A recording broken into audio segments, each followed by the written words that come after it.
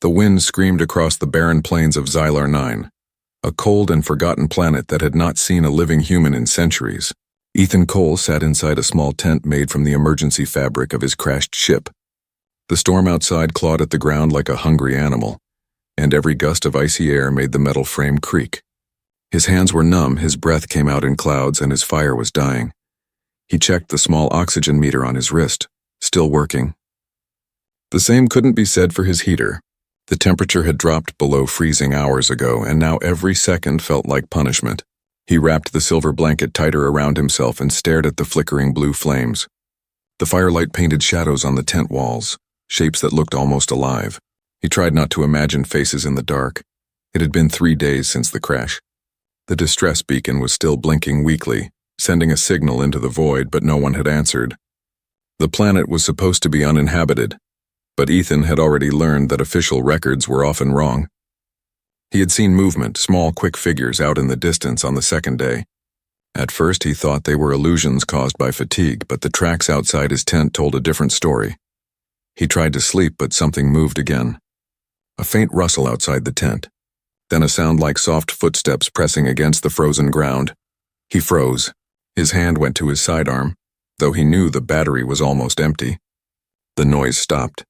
Only the howling wind filled the silence again, then scratching. Gentle but deliberate, right next to the tent wall. Ethan's pulse spiked. He held his breath, listening. Another scrape, another. It was moving toward the tent's entrance. "Who's there?" he said, voice trembling. No answer. The scratching stopped. Then the zipper of the tent shifted slightly. Someone or something was trying to get in.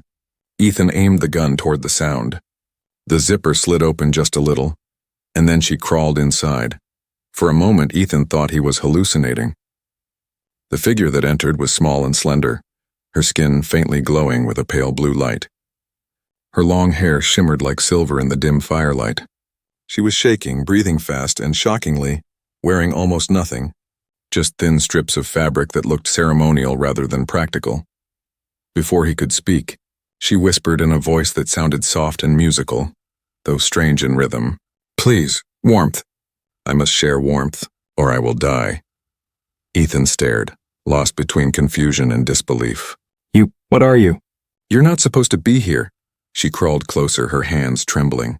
The glow on her skin brightened slightly, casting soft light on the walls. "It is the ritual," she said. "We join warmth to survive the cold night. Alone, we freeze." Ethan lowered his weapon slowly, still unsure if this was real. Her eyes met his, large, silver, and filled with something human, fear. The storm outside roared again, shaking the tent violently. The temperature dropped even more. He looked at her shivering form and sighed. "Fine, stay near the fire," he said, moving aside. "But touch anything in my pack and I'll throw you out." She didn't reply. She just nodded weakly and sat near the flame. The light reflected off her skin like moonlight on ice. For the first time that night, Ethan noticed that the air felt warmer, not just from the fire but from her presence. It was as if she emitted gentle heat of her own. He watched her from the corner of his eye. "You said ritual. What kind of ritual is this?" Her gaze stayed fixed on the fire. "It is the bond of survival," she said softly. "When the sun leaves us, we find another to share breath and warmth. Without it, the cold takes the heart first." "That sounds like a story," Ethan muttered. "A nice one, but I don't believe in magic." Her lips curved in a small, sad smile. "Then believe in life," she said. "Because yours will keep mine." Ethan swallowed hard. Her words felt heavy, as if they carried a meaning beyond what he understood. He noticed faint glowing marks along her arms, patterns like constellations. They pulsed slowly in rhythm with her heartbeat. Outside, the wind screamed louder. The fire flickered and almost went out. The alien girl shivered violently, then moved closer to him without asking. Before Ethan could react, she pressed her palm against his arm. Instantly, warmth surged through him, real, powerful warmth that made his heart race. The glow from her skin spread to his hand, tracing his veins with soft blue light. He pulled back in shock, but the warmth didn't fade. It pulsed between them like a shared heartbeat. "What did you do?" he whispered. "Ritual," she murmured again, her voice weak. "Now you share my heat. You live, I live." He stared at her, unsure whether to be terrified or amazed. The symbols on her skin shimmered brighter, and for a moment he saw images flash behind his eyes. frozen cities, alien temples, and faces staring into the sky. Then it was gone. The girl sighed softly and leaned against him, exhausted. Her breathing slowed, calm now. Ethan sat frozen, heart pounding, the cold forgotten. He didn't know who she was or what she had done, but one thing was certain. He was no longer alone on this planet. And outside, hidden by the storm, distant shapes moved through the snow, watching, waiting for the human who had just performed the forbidden ritual. The night was far from over. Morning came slowly on Xylar 9, though morning was only a lighter shade of gray. The storm had passed, leaving the world silent and heavy with frost. Ethan woke with a jolt, realizing something warm and soft rested against his side. The alien girl, Lyra, still slept beside him. Her faint blue glow dimmed to a calm shimmer. For a moment he simply watched her. She didn't look dangerous. Fragile, maybe. Too human in some ways. The small breaths, the faint frown when she dreamed. But the symbols glowing on her skin reminded him she wasn't like him at all. He remembered the strange surge of warmth when she had touched him, and the visions that had flashed in his mind. He still didn't understand what happened last night. Ethan carefully pulled away, reaching for his scanner. The device buzzed weakly. It could barely read her life signs. Her biology confused the sensors, as if her body didn't follow human rules. The display flickered between warm-blooded and energy-based. He frowned. "What are you?" he whispered. Lyra stirred, opening her silver eyes. For a moment she seemed frightened. Then she relaxed when she saw him. "You are still alive," she said softly. The ritual held. "The ritual," Ethan said slowly. "You keep calling it that." "What does it mean?" She sat up, her long silver hair catching the weak light. "When two share warmth under the night, their life forces connect. It keeps both alive, but the bond must be accepted willingly. You did not know, yet you still saved me." Ethan rubbed his temples. "You're saying I'm part of some alien ceremony now?" She tilted her head. "It is not ceremony. It is nature. Your heat, your breath, it joins with mine. If one weakens, the other feels it." "That sounds like a problem," he muttered. "I didn't agree to." "Whatever this is," Lyra's expression darkened, almost sad. "Would you rather I had died in the storm?"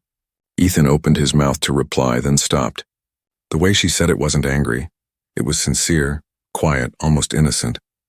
He sighed. "No, I don't understand any of this," she smiled faintly. "You will. In time." Outside, the silence of the frozen plain pressed against the tent. Ethan checked his wrist device again. Still no rescue signal. The wind had buried the beacon under snow. He stepped out of the tent briefly, scanning the horizon. The landscape stretched endless and white, broken only by black rocks that jutted out like bones. For a planet marked as dead, it felt alive with secrets. When he returned inside, Lyra had rearranged the firestones in a strange circular pattern. She hummed softly and the flames shifted color, from blue to pale gold. The warmth spread evenly through the tent, almost gentle. Ethan stared. "How are you doing that?" "It is energy balance," she said simply. "Your machines burn too fast. The ritual teaches harmony with heat." He crouched near her, studying the glowing pattern on her hands. "Your people, do they all live like this?" "Once, yes," she said, her voice growing distant. "Before the harvesters came. Before the sky turned black. Harvesters?" She hesitated, then met his eyes. "Humans." Ethan's chest tightened. "Humans? That's impossible." "No one has been here for centuries." Her gaze didn't waver. "And yet you are here." Silence filled the tent. The fire cracked softly between them. Ethan didn't know what to say. If humans had been here before and if they had done harm, it explained why she'd been afraid of him, and why she called it a ritual instead of a bond. She reached out, touching his wrist where his pulse beat under the skin. "You carry the same spark. The same life. That is why the bond works. You and I are echoes of the same beginning." Her touch made the air around them hum faintly, like energy shifting between them. The symbols on her arms brightened, and Ethan felt the warmth rise again, steady, comforting. It wasn't just physical heat. It felt like emotion, like understanding. Then a faint beep broke the moment. His communicator coming back online for a brief second. A message flashed on the tiny cracked screen. "Warning. Local species classified as parasitic. Avoid physical contact." Ethan's heart dropped. He looked at Lyra. She tilted her head, unaware of the warning. The screen blinked twice, then went dark again. He hit it quickly. Nothing, he said, forcing calm. But doubt gnawed at his thoughts. What if she wasn't saving him? What if she was slowly draining him, using his energy to survive? Outside, a faint rumble echoed across the icy plains. Lyra froze, her silver eyes widening. "They have found me," she whispered. "Who?" "The Keepers of the Flame," she said, her voice trembling. "They will kill you if they see our bond." Ethan grabbed his jacket, checking his weapon. "Then we need to move." She stood, her glow dimming as she pulled the blanket around her. "You don't understand," she said softly. "Once the ritual is complete, your life and mine are one. If they destroy me, you will not survive either." Ethan stared at her, realizing the weight of her words. Somewhere out there, the sound of alien voices carried through the wind, searching, closing in. The ritual had bound them together, and now both their lives were on the line. The sun on Xylar 9 never truly rose. It only dimmed the stars for a few hours before sinking again. Ethan stood at the tent's entrance, staring at the horizon where white fog rolled across the frozen plains. The silence was no longer peaceful, it felt hunted. Somewhere in that fog, Lyra's keepers were coming. Inside the tent, she sat cross-legged near the fire circle she had made, humming softly as the golden flames steadied. The light danced across her face, soft and otherworldly, yet her eyes carried fear she couldn't hide. Ethan checked his weapon again, still only one charge left. "If they're after you," he said quietly, "we need to keep moving." "They will track the bond," Lyra whispered. "No matter where we go, they will feel it." Ethan frowned. "Then we break it." She shook her head slowly. "You cannot. It is life itself now. If one heart stops, so will the other." The words hit him harder than the cold. "You're saying, if they kill you, I die too?" "Yes," she said. "That is why you must let them take me." "They may spare you." He crouched beside her, his jaw tight. "Not happening." Her eyes widened. "Why, you owe me nothing." "You could survive," Ethan almost laughed. "Maybe, but I'm not the kind of man who leaves someone behind, human or not." Lyra stared at him as if trying to understand the word human. She looked down, fingers tracing the marks on her arm. "Then you are not like the ones who came before." Ethan paused. "The ones before?" She nodded. "The harvesters. Your people came long ago. They took our warmth, our light, and left us to freeze.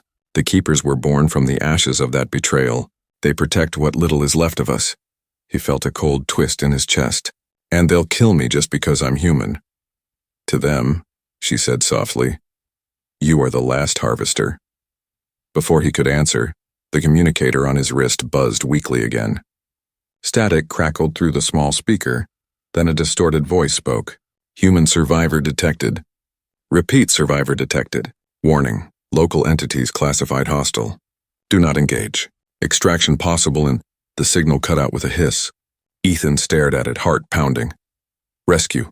Someone might actually be coming." Lyra's eyes narrowed at the sound. "They will sense that pulse," she whispered. "You must destroy it." "I can't," he said. "That's my only chance off this rock. If they find it..." "You will not live to see your sky again," she said firmly. Before he could argue, the wind shifted outside, bringing with it faint, rhythmic sounds. Footsteps. Not one set, many. Slow, measured, deliberate. Ethan's instincts kicked in. He grabbed his pack, doused the fire, and motioned for Lyra to move. "We have to go now." She hesitated, eyes on the tent's flap. "They are close. I can feel their anger." "Then let's not wait to meet them," he muttered. They slipped out into the gray light, snow crunching softly underfoot. Ethan pulled the hood of his thermal suit up, blending with the mist. Lyra's glow dimmed until it was barely visible, her skin now the color of pale frost. They moved quickly across the plain, heading toward a line of jagged rocks in the distance. Behind them, shadowy shapes began to appear in the fog. Tall figures draped in dark cloaks, holding staffs that pulsed with faint blue light. Lyra's breathing quickened. "The keepers," she whispered. "They are calling to the bond." Ethan felt it too, an odd tug deep inside his chest, like invisible threads pulling him backward. The air vibrated faintly, and a sharp pain shot through his arm where Lyra had once touched him. "What's happening?" he asked. "They're trying to separate us," she said through clenched teeth. "If they succeed, we both die," Ethan cursed under his breath. Then we don't let them. They reached the rocks and ducked behind them. Ethan peeked over the edge, 6 figures now, closing in, their lights scanning the snow. He raised his weapon ready to fire, but Lyra grabbed his arm. "No," she said. "If you hurt them, the bond will turn against you. Their energy is linked to the same source." "Then what do we do?" he demanded. Lyra looked up at the sky, her eyes glowing faintly. "There is a cave east of here. My people once hid there during the Great Winter. It might block the energy trail." He didn't hesitate. "Then that's where we're going." They ran. The wind cut their faces, the cold biting deep, but neither stopped. The sound of the keepers grew louder behind them, voices chanting in a language Ethan couldn't understand. The rhythm of it echoed inside his skull, like a heartbeat that wasn't his. As they neared the rocky ridge, a flash of blue light struck the ground beside them, melting snow into steam. Ethan turned and fired his last plasma round. The bolt hit the ground between the pursuers, forcing them to scatter for a second. "Keep going," he shouted. Lyra stumbled, her legs trembling. The bond's pain hit him instantly, sharp and electric. He grabbed her, pulling her forward as the fog thickened around them. Finally, a dark opening appeared in the side of the mountain. A cave. They rushed inside, collapsing near the wall. Ethan's breath came in ragged bursts. Lyra pressed her hand to the stone floor, whispering words he couldn't understand. The ground beneath them pulsed faintly, and the pain in his chest eased. "They will not sense us here," she said weakly. "For now." Ethan leaned against the cold wall, still gripping his useless gun. "You've got a lot of explaining to do," he said. Lyra's eyes met his, glowing softly in the dark. "You wanted a warning," she said quietly. "Now you have one. The bond is stronger than you know. And the keepers will never stop." Outside, faint chanting continued in the distance, echoing across the ice. The hunt had only just begun. The cave swallowed them in complete darkness, the kind that made sound itself feel heavy. Ethan could hear only 2 things: the shallow rhythm of his own breathing and the faint tremor of Lyra's voice as she whispered to the stone walls in her alien tongue. The air smelled of ice and minerals, old and untouched for centuries. Outside, the storm had started again, but through the wind came another sound, low, rhythmic, almost like a chant. The keepers were still searching. Their lights moved across the snowy plain, ghostly and patient, glowing blue like cold fire. Ethan crouched near the cave mouth, trying to see past the mist. "They're still out there," he said in a low voice. "And they're not giving up." Lyra knelt beside him, her silver eyes glowing faintly in the dark. "They never do. To them I'm a danger greater than death. They will burn this world before they let me live." Ethan looked at her, confused. "What could you possibly have done to make them hunt you like that?" "I refused the binding," she whispered. "The one they call the eternal flame. It is their final ritual where one life is taken to feed the many. I was chosen. I ran." Her words hung in the air like smoke. Ethan felt a chill crawl down his spine. "You mean they sacrificed their own?" She nodded slowly. "It is how they survive the long winters. They drain the life force of one to feed the others. It was once sacred. Now it is desperate." Ethan stared at her in disbelief. "And now you're bonded to me." "Yes," she said. "They will think I've given our warmth to a human. To them that's blasphemy." Ethan clenched his fists. "Then they'll have to come through me to get to you." Before Lyra could answer, a faint light flickered at the cave's entrance. Not the blue glow of the keepers, this was softer, almost golden, like fireflies. Lyra's head turned sharply. "They're tracing our energy," she said. "We must go deeper." Ethan followed her through a narrow tunnel that wound like a frozen artery into the mountain.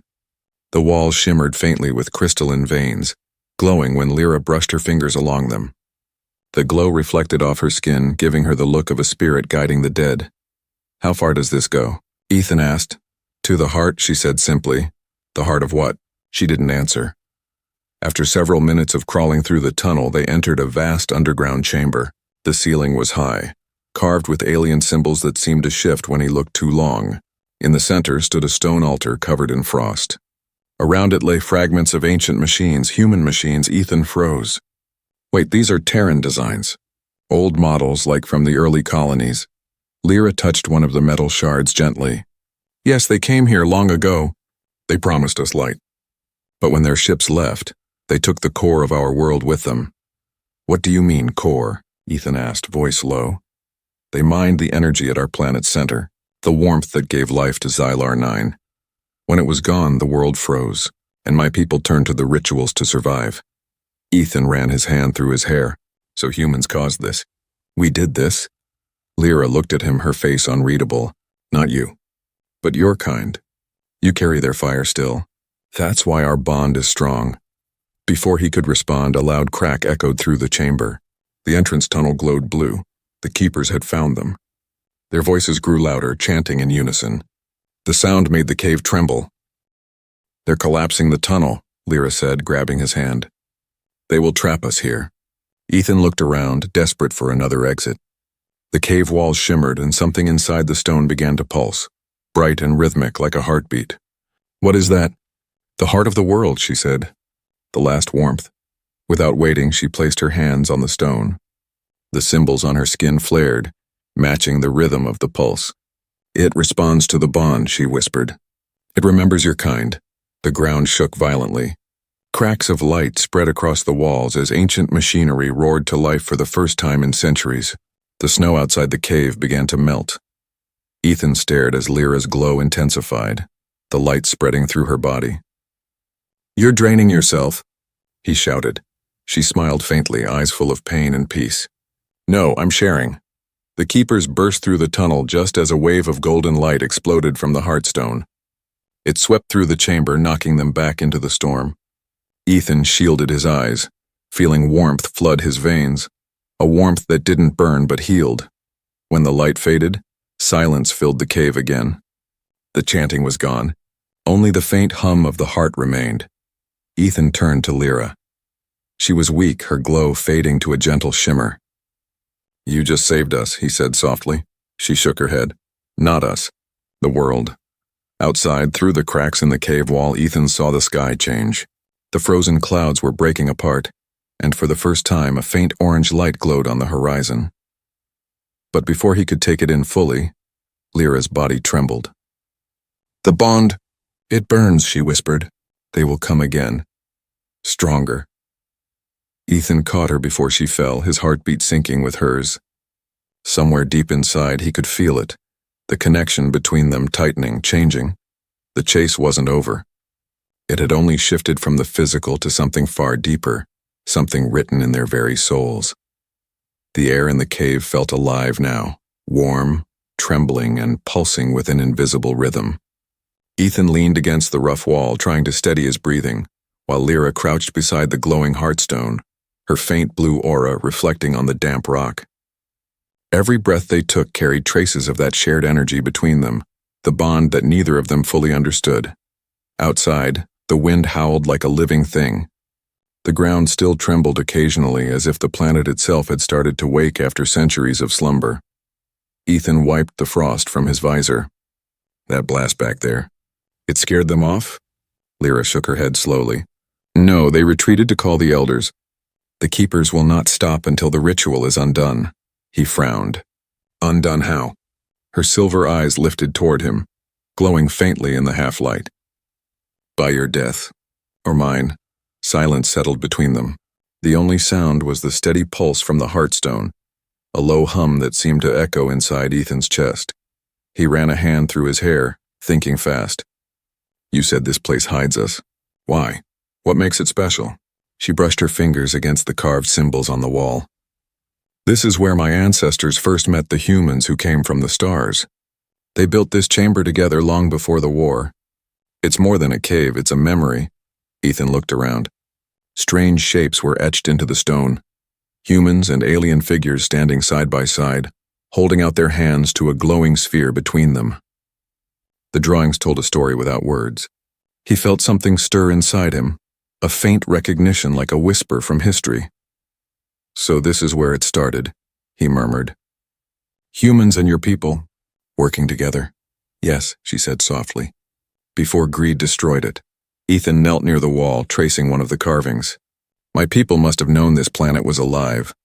They didn't just take energy, they took something sacred. Lyra's voice trembled. When the warmth was gone, the world began to die. We turned to rituals to survive, but each one cost us part of our souls. He turned to face her. You don't believe in those rituals anymore, do you? She hesitated. I used to. Until I met you. The warmth of her words caught him off guard. He didn't know what to say. In her eyes there was trust now, a fragile thread tying them together. But before he could speak, his wrist communicator blinked to life again. A soft crackle of static, then a calm robotic voice. Signal lock established. Extraction ship en route. Estimated arrival, 6 hours. Ethan's eyes widened. Rescue. After all this time, he could finally go home. Lyra, however, looked horrified. You called them? I didn't, Ethan began, then stopped. The beacon must have reactivated automatically after the energy surge. They will come, she whispered, voice trembling. Not just for you. They will sense the heart. They will drain it again. He felt the hope drain from his chest. She was right. The humans coming to rescue him wouldn't understand this world. They'd come for what they always came for. Resources. Power. He sat down heavily beside the heartstone, running a hand over its surface. If I go with them, they'll find this place. If I stay, the keepers will kill us both. There is another way, Lyra said quietly. He looked up. What way? She took his hand and placed it on the glowing stone. Her voice dropped to a whisper. The heart of the world can merge with the bond. You and I could move its warmth into the sky, send it beyond reach, but it will take everything we are. Ethan stared at her. You mean? We'd die. Not die, she said softly. Change. Become part of the world's memory, like those who came before. The heartstone's glow pulsed brighter beneath their joined hands. For a moment he saw flashes of her memories. An alien child playing in sunlight. Cities made of crystal. Laughter that echoed like music. Then darkness, fire, and the endless cold that followed. He swallowed hard. You think this can save your people? It can save the world, she said. And maybe, it can save your soul too. He met her gaze, the weight of her words pressing deep into his heart. Outside, thunder rolled through the mountains, an approaching storm or maybe ships breaking through the sky. He took a deep breath. Then show me how. Lyra smiled, a small, tired smile that held both hope and sorrow. Close your eyes, she whispered, and let the warmth find you. As he did, light spread from the heartstone, enveloping them both. The walls around them shimmered with life, and the ancient carvings began to move, humans and aliens reaching for each other across time. Outside, the keepers and the human rescue ships both drew closer, unaware that deep below the surface, something ancient was awakening again, something born from the bond of two hearts. Light wrapped around them like liquid fire. The cave no longer felt cold, it throbbed with warmth, with heartbeat, with life. Ethan's pulse raced in rhythm with the heartstone's golden glow, and he could feel Lyra's hand trembling in his. Their bond was no longer invisible. It shimmered in the air between them, a bridge of energy that pulsed like living light. The carvings on the walls came alive, glowing with color, as if reacting to the merging of their souls. Ancient symbols moved like rivers of light, weaving patterns that stretched across the cave ceiling. Ethan could almost hear them, a language of warmth and memory, a song older than both of their species. Lyra's voice was soft but steady. The bond is awakening the world's heart. You must open your thoughts. Do not resist it. Ethan tried to stay calm, though his entire body hummed with energy. If I open any more, I'll explode, he muttered through gritted teeth. Her lips curved in a faint smile. Then let it. Only by losing the self can we give the world what it needs. He wanted to argue, but her words touched something deep inside him, a place he hadn't felt since Earth, since before everything went wrong. He took a slow breath and let the warmth flow through him, and then he saw it. Flashes, not memories, histories. He stood in the center of a bright alien city under twin suns. Lyra's people walked beside humans, exchanging knowledge, building towers of light. The air was filled with laughter and song. Then came fire, ships blotting out the sky, the ground trembling as machines drilled deep into the planet's crust. He saw the humans take the world's core, the heart that gave Xylar 9 its life, and load it into a ship that vanished into the stars. The laughter turned to screams. The suns dimmed. Snow fell for the first time. Ethan gasped, falling to his knees. The visions faded, leaving him shaking. We did this. My people did this to you. Lyra knelt beside him, touching his face gently. You were not there. But your heart remembers the guilt, He stared at her. Then why help me? Why not let me freeze like the others before? Her silver eyes softened. Because even in the coldest night, warmth can return. You shared it when I had none. That is enough. Her glow brightened again, flooding the chamber with golden light. The heartstone pulsed faster, responding to her energy. Ethan felt his strength draining, but he didn't fight it. The world was drinking in their shared warmth. He could feel it spreading. Through the cave walls, through the frozen earth above, through the air itself. Outside, the storm stopped. The wind grew still. For the first time in centuries, a faint breeze of warm air swept across the frozen plain. But deep inside, something darker stirred. The keepers had returned, their chanting echoing faintly through the tunnels. The sound twisted into pain. Ethan felt it inside his chest like invisible chains tightening around his heart. They're trying to break the bond, Lyra said, clutching his hand tighter. They want the world to stay frozen. They fear change. Ethan's vision blurred. Then we fight back. She looked at him with sadness. There is no fight, Ethan, only choice. What choice? To give the last of ourselves, or to let everything die? He met her gaze, his breath trembling. If it means saving this world, then take it. Take what you need. Her eyes filled with tears of light. You do not understand what that means. Maybe I don't, he said, voice breaking. But if humanity took your world's heart once, maybe giving mine back is how it's supposed to end. She hesitated, then pressed her glowing hand against his chest. The connection ignited. A surge of heat and light exploded through them both. Ethan's thoughts, memories, and emotions poured into her like a river. His childhood on Earth, the crash, the loneliness, the stubborn hope that kept him alive. In return, her memories flooded into him, songs, dreams, the heartbeat of an entire species. For a moment, they weren't two beings at all, they were one. The cave roared with power. The walls cracked open, light spilling out into the world above. The snow melted in waves, turning into rivers that ran toward the horizon. Ethan saw the surface in his mind's eye, the keepers shielding their faces as warmth poured from the mountains, their chants silenced by the returning life. Lyra's voice whispered in his mind, gentle as a heartbeat. It's done. You gave the warmth back. He looked down at their joined hands, glowing brighter than the sun. And you? I am the bridge, she whispered. But every bridge must vanish when its work is complete. Her light began to fade. Ethan tried to hold her, but his arms passed through her like mist. She smiled one last time, peaceful, radiant. Do not fear the end. We are the warmth now. The world blazed gold. When the light faded, the cave was empty. Only the faint hum of the heartstone remained, and a single mark glowing faintly on the wall. 2 hands, 1 human and 1 alien, joined together in light. Outside, the frozen wasteland was gone. Green began to bloom through the snow. The planet had been reborn. Far above, in orbit, the approaching human rescue ship paused, sensors detecting impossible energy readings from below. But no one could explain the message that followed, pulsing across all frequencies. The bond was never a curse. It was the beginning. The first sunrise over Xylar 9 in centuries painted the world in liquid gold. Ice melted into glimmering rivers, and the sky, once gray and hollow, was alive with color. The air was no longer biting cold. It carried warmth, soft and almost sweet, like the breath of a world waking from a long dream. At the edge of a thawing lake stood a figure, Ethan Cole, or at least what remained of him.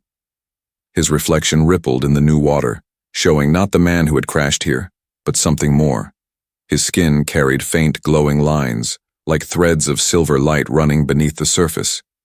His eyes held a shimmer that wasn't entirely human, and when he breathed, the air itself seemed to hum in response.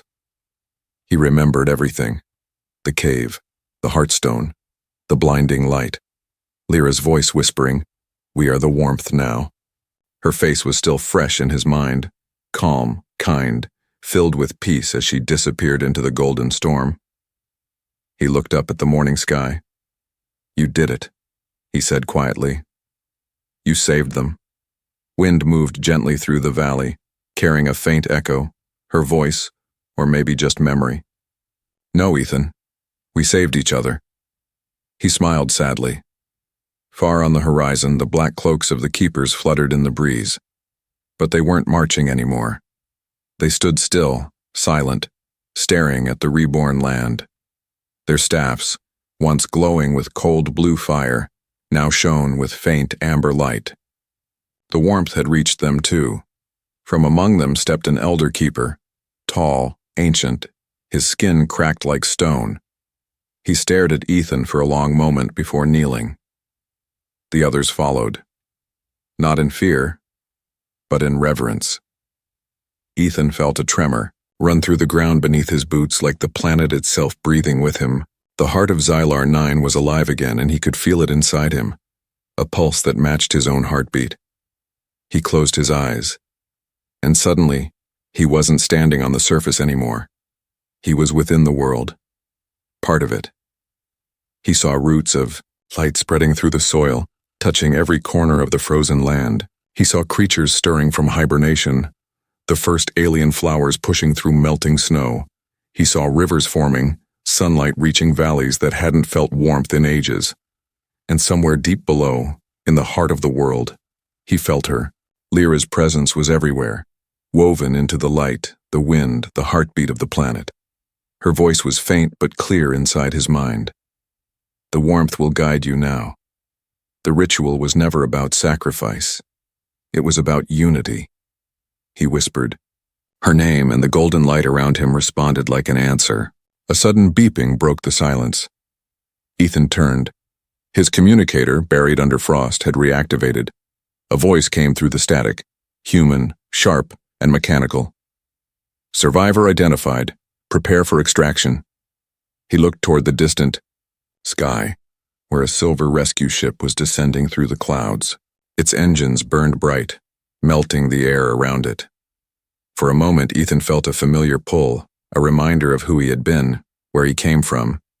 He could go back to his people, back to the stars. But then he looked around. The newborn, lakes, the green shoots, the alien figures staring in awe at the new dawn. He felt the heartbeat of the world inside him calling him home. He pressed the communicator and spoke softly. "Mission complete. Planet restored. No extraction required." There was a pause on the line. "Repeat that, survivor. We are here to bring you home." Ethan smiled faintly. "I am home." He dropped the communicator into the water. It sank quietly, the ripples spreading outward like whispers. Then he turned to face the horizon. The sky was bright now, orange and gold, full of promise. The keepers watched as he walked toward them. Where his boots touched the earth, green life followed. The world accepted him as one of its own. In the distance, the rescue ship hovered uncertainly before rising back into the clouds, leaving the reborn world untouched. Ethan stopped at the edge of the valley, placing his hand on the warm soil. The light spread from his palm, glowing in rhythm with the planet's heart. Above him, two suns broke through the clouds, one golden, one pale silver, mirroring the two souls that had become one. Lyra's voice drifted through the wind again, soft and distant. The bond was never meant to end. It was meant to begin anew. Ethan looked up at the twin suns and smiled, whispering, "Then let it begin." And as the world around him shimmered, with life the dawn of two worlds rose, human and alien, old and new, united at last by the warmth they had created together. The legend of Ethan and Lyra would live on, carried in the wind, in the rivers, and in every spark of light that touched the soil. On Xylar 9, night would still come, but never again would it be cold, because the warmth had returned, and it had a heart.